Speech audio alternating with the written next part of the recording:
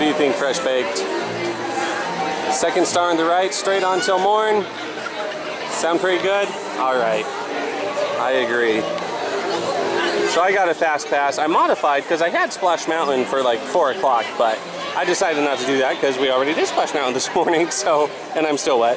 But yeah, I modified it. I found a Peter Pan starting right now, 9:55, right after whatever I just did. That one ride with the little fellers with the beards. Yeah, that thing. Anyway, we're here, and I love this, you guys. It's just amazing getting here early, being able to ride so many things just back to back to back to back. There it is, Fresh Baked. That's our ship. Yay! Now, the only problem is, I don't think we can take off unless we have a little bit of pixie dust. So, I'm kind of worried. Do you have any pixie dust? Woo, she does. Yay! Woohoo! All right, here we go, Fresh Baked. We're off. Come on, everybody. Here we go.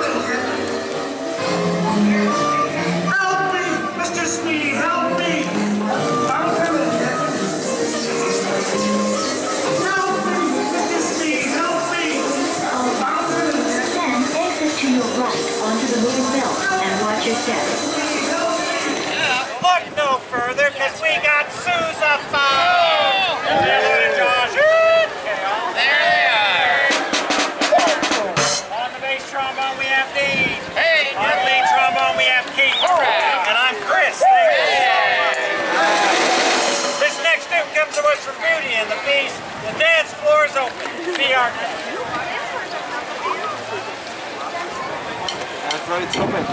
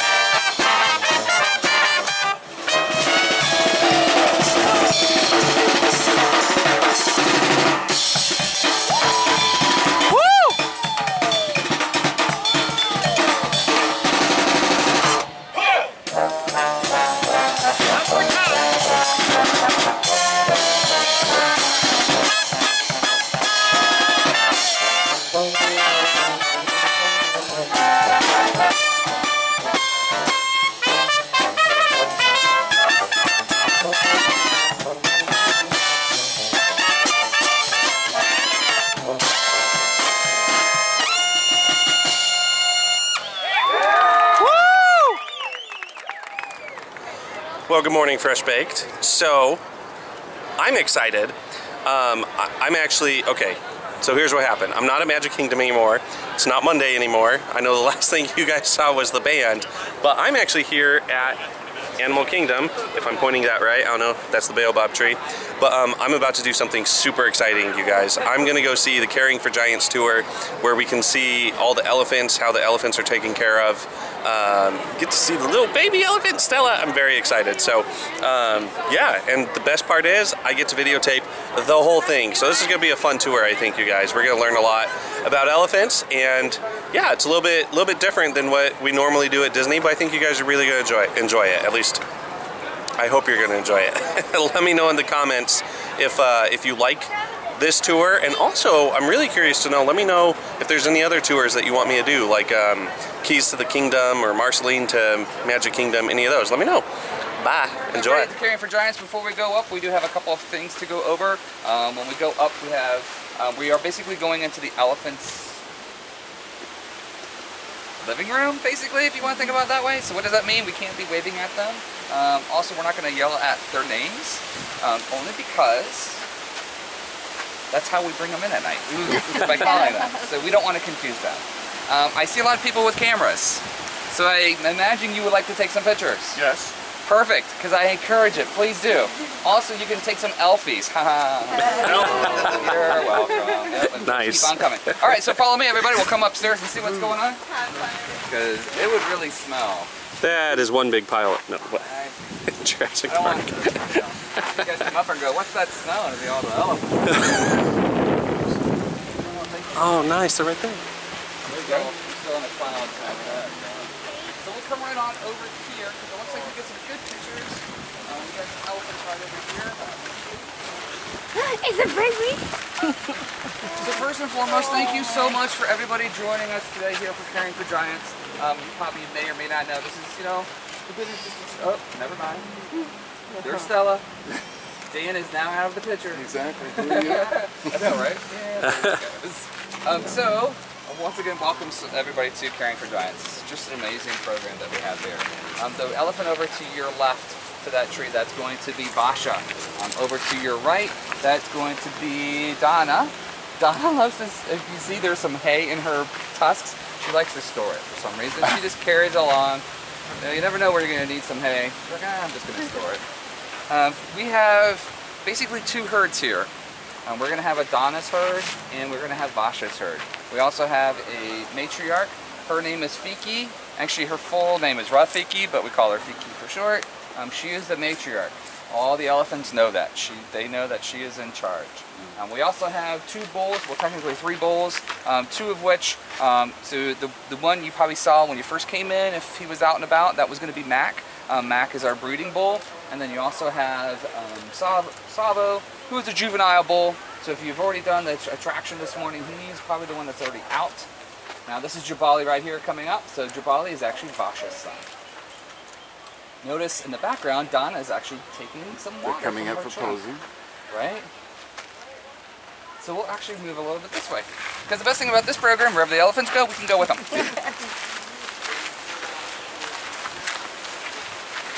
You're filming Lewis. There's Stella right there. Oh, she's thinking about going in the water. Oh, she might be drinking. That's it from here. How much does the cooler weather bother them? I really don't know. I just look around, take some pictures, get some good views. Now the other thing that we have, as you can imagine, these guys really, they enjoy eating, as you can see, and boy do they eat a lot. They on average eat about 300 pounds per day per elephant. So they eat a lot, which also means they do something else.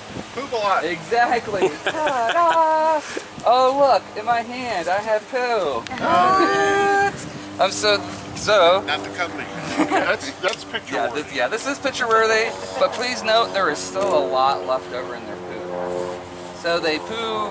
They eat about 300 pounds and they poo about almost half of that. So roughly about maybe 150 pounds of poo that they do. So you can imagine there's still a lot of leftover. A lot, which means keepers have to shovel a lot as well. But they do a lot of, some of the care that they do is it's going to be called husbandry training. So in the morning, they get to give the elephants bath time. So they get to get them baths. So what they do is you have a keeper that actually has a hose and they're hosing them down, and the other keeper has a clicker. Now this clicker allows them to give them basically elephants commands such as a side and give the other side and give the front and the back. They also give them, they ask for their feet and they ask for their ears. If you're able to look in the back of their ear, they actually they have large veins and that's where they draw blood from. So blood is taken from the elephant, to the elephants about once a week, which is pretty neat. So we'll have a keeper on one side and we have the elephant on the other side, which is pretty cool. So can you imagine going home at night and saying, hey, what'd you do, honey? Oh, I gave Donna a bath today. But I also had to poo, scoop a lot of poo too. How long does the bath usually take? Probably, I would say 15 minutes, give or take. Okay. It all depends. So, of course, in the meantime too, they're being reinforced with produce, apples, carrots, sweet potatoes. I'm very enforceable with the clicker. So if anybody has a clicker, I'm going to be eating a lot. Once you click, and I'm there for you. So absolutely. How affectionate are they to the keepers? Because elephants can be pretty affectionate. Well, so I do know that other keepers here at the park, some of them only, they may deal with rhinos, for example, and cheetahs and lions. Our keepers for elephant keepers are only specifically for elephant keepers, so they only deal with the elephants. So I'm assuming they're pretty. I would think so. That doesn't affect their behavior, being in the technically in the wild. As far as the affection, to be interacting with humans so much. Sure, they have to. They go in and out and feed them. True, it's but gonna change their behavior. Sometimes they limit it. Do the keepers actually? Okay, I'm trying to remember the term, but a lot of elephants, they're never on the same side of the fence with the elephant. Whenever they're doing any kind of work, the elephants. So that is called a protective contact. Oh, yay, thank you. Oh, sure, yay. The elephants here, we initiate any contact between us and the elephants, so there's none of the lapdog, as much as we would love to go in and play with Stella like that. There's none of that. She right now is at a stage where she's learning to respect the boundaries, so we make sure she understands when she can touch us, when she can't touch us. That's basically just through positive reinforcement. We reward her if she does it, if we ask her for something. Right now, honestly, she's mostly just learning her name. If we can get her to understand Stella, come here, means you are Stella, you come here, then that's what we'll reward her for that. And she's just in the last couple weeks actually started eating some of the solid food that we give her. So before that, it was mostly just try and get her to stay where we need her to stay when we need her to stay there. For scale training and stuff, she's trained to step up onto the scale. We're working on it. It's kind of, you know, here's some good food, pop up there kind of thing. But there's a relationship that we have with the elephants, but I wouldn't say that it's an affectionate kind of thing, because that's just not safe. And that's why they have so many problems with those elephants that become lap dogs and things like that, because they don't grow up respecting the relationship. So we don't do any of that. An elephant should never touch us at all unless we ask them. You know, if we ask for a foot or ask for a trunk and we want to see their trunk, then they'll put it in our hand. But it's a respectful thing, but there will be some that react to us. They'll could rumble when we walk by, or you know, you could see them get a little more excited. So I would call it more of a relationship than any type of affection. Basically, if that kind of makes sense. Yeah. It's just a different respect. Yeah. Right. What would startle them out here? Out here, Stella sometimes gets startled if she wanders away too far. Aww. She did that one day last week where she wandered off that way. She was playing with Jabali, and she kind of wandered down towards the water, and Donna had moved just a little bit, and Stella turned around and realized, I don't have my sister or my mom, so she trumpeted a little bit, and then every elephant, except for Jabali, came running to surround her, and Jabali was just standing there like, I didn't do anything, I did not cause this, because you don't want to be the one that upsets the baby. So he was just literally frozen. He was just, I didn't do it, but it was, everybody will just put Stella in the middle, and literally they'll just surround her to protect her, but I've never seen any kind of reaction like that based on something we do. How does Disney choose the names for the animals? That's a good question. Either the elephants or the animals, and who does it, and all that good stuff. I think it's done differently on kind of a case-by-case basis. In the case of Stella's name, it was actually something that we came up with. We wanted it to be consistent because her family all ends in A's. So we had Donna, Luna, Nadira. So we wanted just to keep that theme going that ended in A, and it was pretty much just chosen by us. We had a list of names. Everybody got, all the keepers got to put in names that we liked, and then we just voted and kept narrowing it down until we... I thought I remember a contest or something. Yeah, they've done contests with other ones. They did not with Stella. We've had contests with other animals. So that's why I said it's kind of a case by case. I remember seeing that. Yeah, sometimes on the official parks blog they'll have where you can vote on, you know, the top.